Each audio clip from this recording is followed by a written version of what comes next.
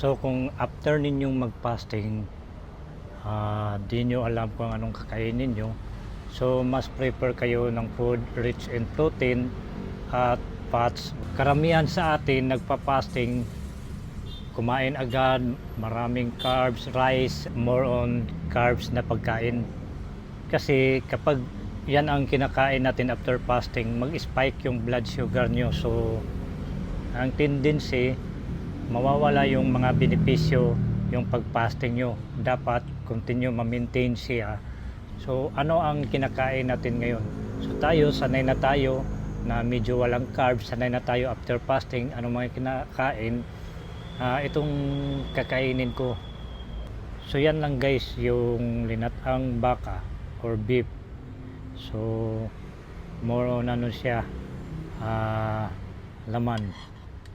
Then meron more on protein at saka fats. So yan ang kinakain ko kapag nag-fasting. Hindi kayo maka-prepare ng mga pagkain, hindi naman natin piniprepare to.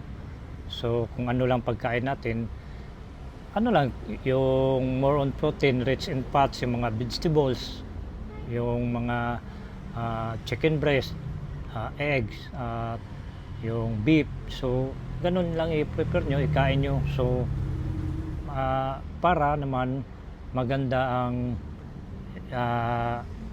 supply ng nutrients sa katawan nyo. Continue yung goal nyo para sa sarili nyo sa weight loss journey nyo.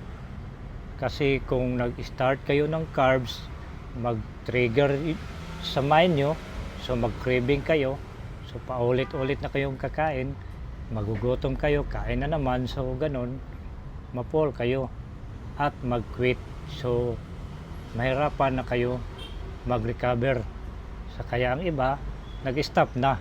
Ginagawa natin hindi ito short-term goal, long-term goal ito para sa sarili natin, para sa health natin. So continue tayo habang tumatanda tayo para continue healthy yung katawan natin. So yan po guys, kain na po tayo.